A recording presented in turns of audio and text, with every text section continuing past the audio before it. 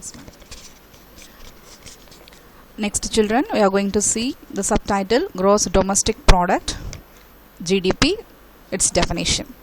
Gross Domestic Product represent the economic health of a country.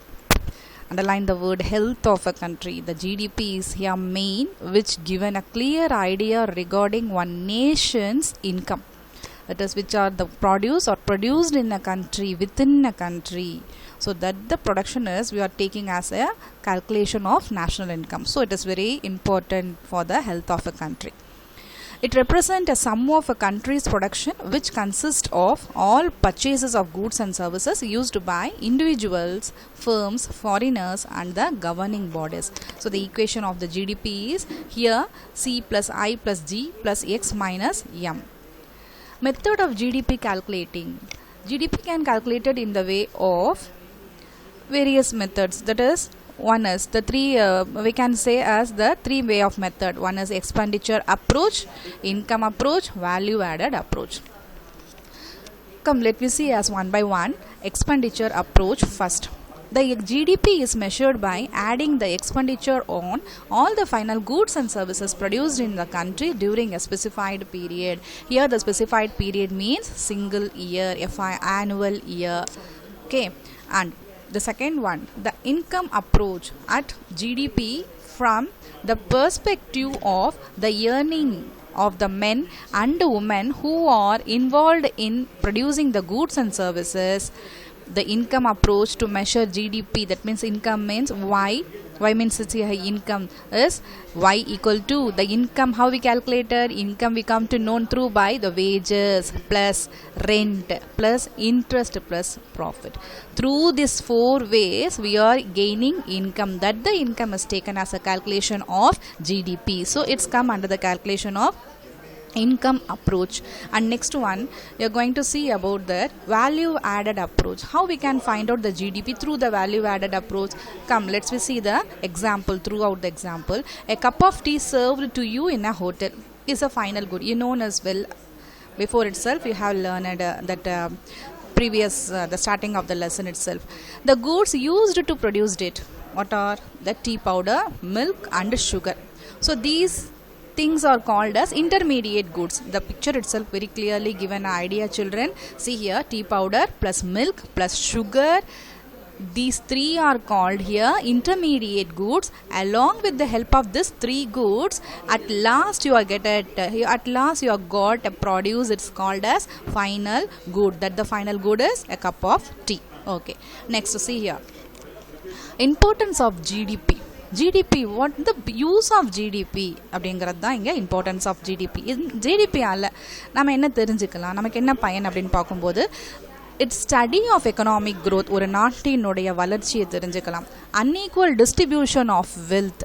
Okay, இப்போ wealth நாட்டினுடைய வருமானத்தை எப்படி ஈக்குவலாக டிஸ்ட்ரிபியூட் பண்ணியிருக்காங்களா, இல்லை அன்ஈக்குவலாக பணக்காரர்களுக்கு மட்டும்தான் பணம் போய் சேர்கிறதா, இல்லை ஏழைகளும் இதில் பயன்படுகிறார்களா அப்படின்னு பார்க்குறதா அன்ஈக்குவல் டிஸ்ட்ரிபியூஷன் ஆஃப் வெல்த். அதுக்கு டெஃபினட்டாக வந்து அன்ஈக்குவல் டிஸ்ட்ரிபியூஷன் ஆஃப் வெல்த் தான் நேஷன்ஸில் இருக்கும். Because poor is poor and wealth is get more than the wealthy. Okay, so problem of inflation and deflation தெரிஞ்சுக்கலாம். And comparison with the developed countries of the world நம்ம compare பண்ணலாம். நாம் இன்றைக்கி எந்த பொசிஷனில் இருக்கோம், நம்மளுடைய ஃப்ரெண்ட்ஷிப் நாடுகள் வந்து எந்த பொசிஷனில் இருக்காங்க, well they are grown well or otherwise they are under as அப்படின்னு தெரிஞ்சுக்கலாம். ஃபிஃப்த் ஒன் வந்து estimate the purchasing power. Purchasing power அப்படின்னா நம்ம கையில் இருக்கக்கூடிய பணத்தினுடைய வேல்யூ எவ்வளோ இருக்கும், அந்த வேல்யூவில் என்ன பொருளை வாங்க முடியும் அப்படிங்கிற அந்த எஸ்டிமேஷனுக்கு ஒரு வரலாம்.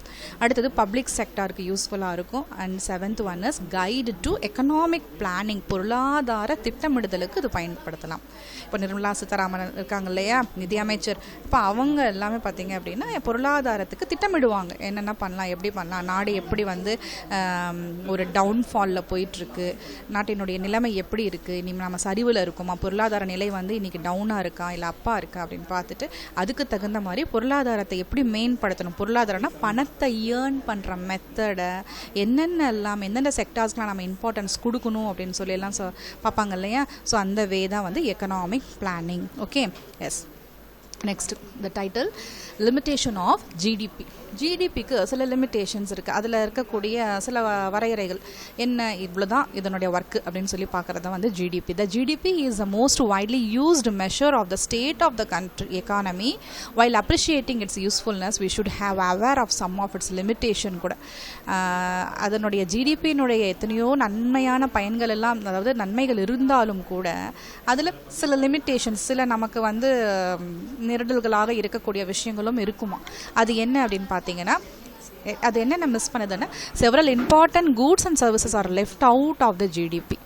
ஜிடிபியில் கணக்கில் எடுத்துக்கொள்ளப்படாத சில விஷயங்களும் இருக்குமா. அது என்ன அப்படின்னா, services provided by parent to their children is very important but is not included in the GDP because it is not sold in the market. இன்னும் ரொம்ப சிம்பிளாக சொல்லலாம். அப்போ பேரண்ட்ஸு தன்னுடைய சில்ட்ரனுக்கு சாக்ரிஃபைஸ் பண்ணக்கூடிய அவங்களோட சர்வீசஸை வந்து பார்த்திங்க அப்படின்னா அதுக்கு விலையே இல்லை.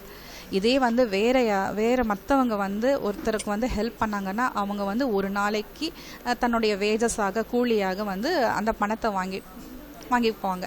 ஆனால் பேரண்ட், ஒரு மதர் தன்னுடைய குழந்தைக்கு உணவு ஊட்டும் பொழுதோ இல்லை வந்து அந்த குழந்தைக்கு வேறு விதத்தில் சர்வீஸ் பண்ணும்போதோ அந்த மதர் வந்து அந்த குழந்தைக்காக அந்த சர்வீஸ்க்காக என்ன பண்ண மாட்டாங்க, சார்ஜ் பண்ண மாட்டாங்க. So this the way of service rendered by a mother to a child, it is not taken as a calculation of அந்த வேஜ் கால்குலேஷன் இன்க்ளூட் பண்ணானா ஒரு நாட்டினுடைய வருமானம் என்ன அப்படின்னு தெரிஞ்சுக்கலாம். ஆனால் அந்த மதரினுடைய அந்த சர்வீஸை இங்கே என்ன பண்ணல, மெஷர் பண்ணலை. ஸோ அப்போ மெஷர் பண்ணாமல் போகிறதும் வந்து என்ன அப்படின்னா, it is a loss left out of GDP அப்படிங்கிறாங்க.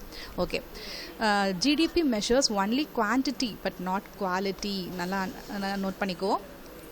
gross domestic product measures only the quantity. எவ்வளோ பண்ணியிருக்காங்க, எத்தனை எண்ணிக்கை பண்ணியிருக்காங்க, எத்தனை டன்னில் பண்ணியிருக்காங்க, அதுதான் பார்க்குமே ஒழிய குவாலிட்டி நல்லா இருக்கா, தரமாக இருக்கா, இந்த பொருளை நம்ம சரியாக உற்பத்தி பண்ணியிருக்கோமா அப்படின்னு எல்லாம் பார்க்குறது இல்லையா. So this is a second drawback of this GDP. And third one, GDP does not tell us about the way income is distributed in the country. இன்னும் நமக்கு கிளியரான ஒரு ஐடியாவே இந்த ஜிடிபி கொடுக்காது. என்னென்னா, income is distributed in the country வந்து சரியாக இருக்கா, நாட்டில் வந்து வருமானங்கள் பகிர்ந்தளித்து கொடுக்கறது வந்து சமமாக இருக்கா அப்படிங்கிற அந்த விவரத்தை நமக்கு சொல்ல இந்த ஜிடிபி மறந்துடுது.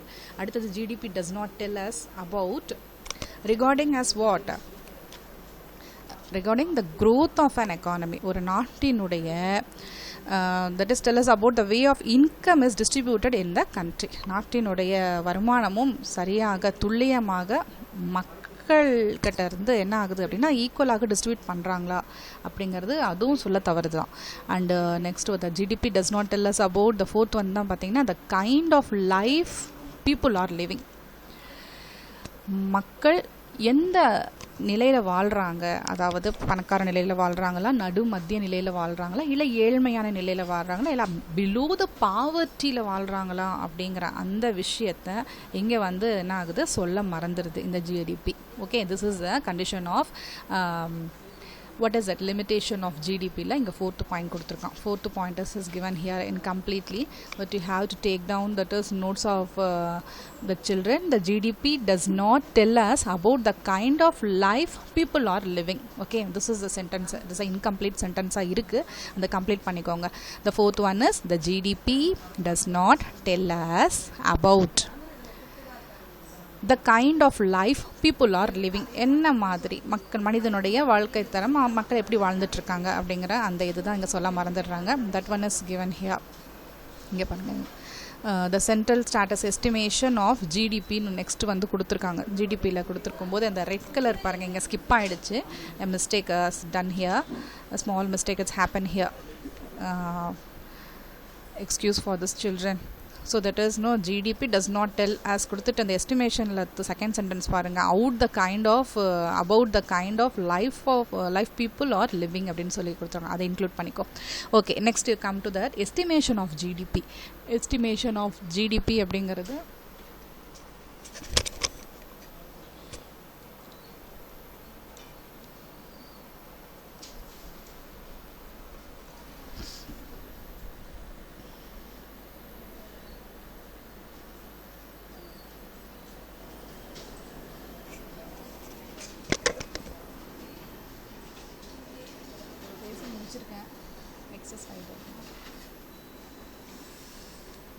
incomplete sentence ஆச்சா மேம்?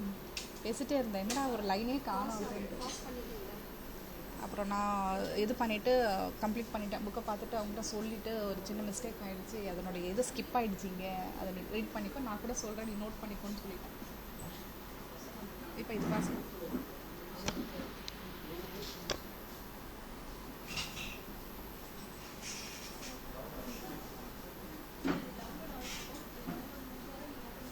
சங்கீதா மேம் இதை முடிச்சிட்டேன் மேம்.